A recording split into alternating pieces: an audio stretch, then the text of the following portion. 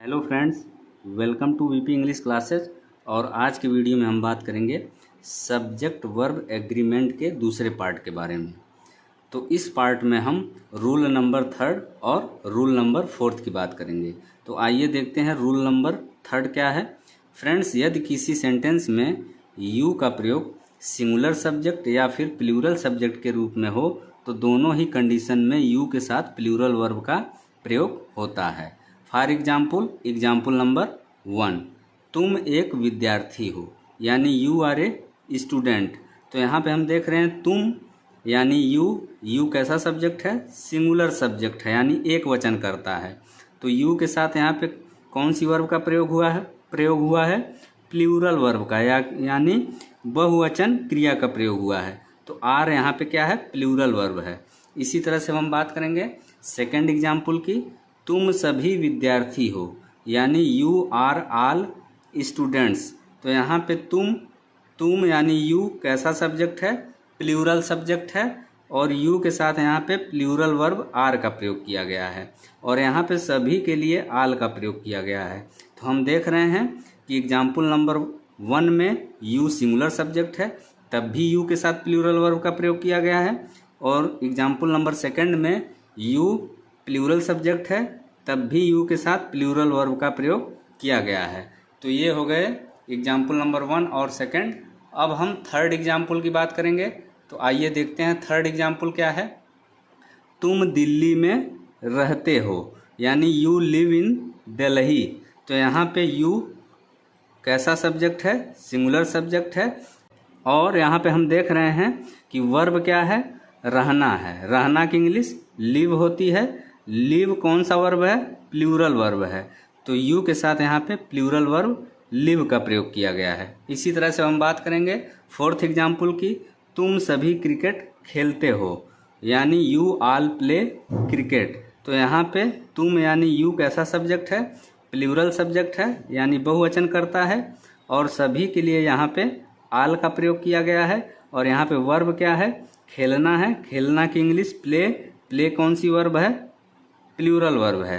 तो यू के साथ यहाँ पे प्लूरल वर्ब प्ले का प्रयोग किया गया है। अब हम बात करेंगे रूल नंबर 4 की। तो आइए देखते हैं रूल नंबर 4 क्या है।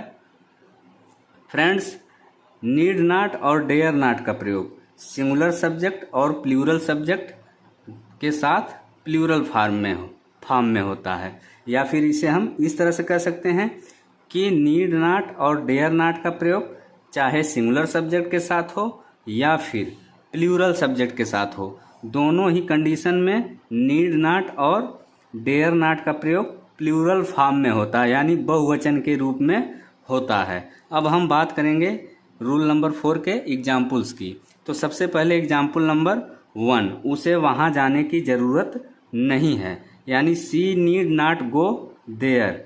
तो उसे यानी वह, यानी सी कैसा सब्जेक्ट है? सिंगुलर सब्जेक्ट है, और सी के तुरंत बाद यहाँ पे नीड नॉट का प्रयोग किया गया है, जो कि प्लूरल फॉर्म में है। नीड नॉट का प्रयोग यहाँ पे ज़रूरत नहीं है के लिए किया गया है। अब हम बात करेंगे एग्जाम्पल नंबर 2 की। एग्जाम्पल नंबर 2 क्या है? उन्हें वहाँ जाने की ज़रूरत नहीं है, यानी they need not go there. तो यहाँ पे दे कैसा सब्जेक्ट है? दे यहाँ पे प्लूरल सब्जेक्ट है। उन्हें यानी वे, यानी दे। तो दे यहाँ पे प्लूरल सब्जेक्ट है। दे के तुरंत बाद यहाँ पे नीड नॉट का प्रयोग किया गया है। नीड नॉट यहाँ पे किस रूप में है? प्लूरल फॉर्म में है। इस तरह से अब हम बात करेंगे एग्जाम्पल नंबर 3 की। तो आइए देखते हैं एग्जाम्पल नंबर 3 क्या है। उसने यहाँ आने की हिम्मत नहीं की। उसने यानी वह यहाँ पे क्या है? सिंगुलर सब्जेक्ट है, और वह के साथ भी यहाँ पे डेयर नॉट का प्रयोग किया गया है। डेयर नॉट यहाँ पे प्लूरल फॉर्म में है। तो ये हो गया एग्जाम्पल नंबर 3। अब हम बात करेंगे फोर्थ एग्जाम्पल की। उन्होंने यहाँ आने की हिम्मत नहीं की। उन्होंने यानी वे। दे यहाँ पे कौन सा सब्जेक्ट है? दे यहाँ पे प्लूरल सब्जेक्ट है, और दे के साथ यहाँ पे डेयर नॉट का प्रयोग किया गया है। डेयर नॉट यहाँ पे प्लूरल फॉर्म में है, यानी they dare not come here. Dare not का प्रयोग यहाँ पे किस लिए किया गया है? हिम्मत नहीं की इसके लिए। फ्रेंड्स, एक महत्वपूर्ण पॉइंट, जो कि रूल नंबर 4 के लिए है। यदि सेंटेंस में नीड नॉट और डेयर नॉट आए तो इनके तुरंत बाद हम इन्फिनिटिव विद टू का प्रयोग नहीं करते हैं। तो ये हो गया महत्वपूर्ण पॉइंट। और यहाँ पे हम एग्जाम्पल्स में भी देख रहे हैं कि नीड नॉट के तुरंत बाद वर्ब का प्रयोग होता है, न कि नीड नॉट के तुरंत बाद इन्फिनिटिव विद टू का प्रयोग होता है। इसी तरह से डेयर नॉट के साथ भी या डेयर नॉट के तुरंत बाद भी इन्फिनिटिव विद टू का प्रयोग न होकर के किसका प्रयोग होता है, वर्ब का प्रयोग होता है। तो फ्रेंड्स, ये था आज का वीडियो। अगर वीडियो आपको अच्छा लगे तो वीडियो को लाइक करें, शेयर करें, साथ ही चैनल सब्सक्राइब करना न भूलें।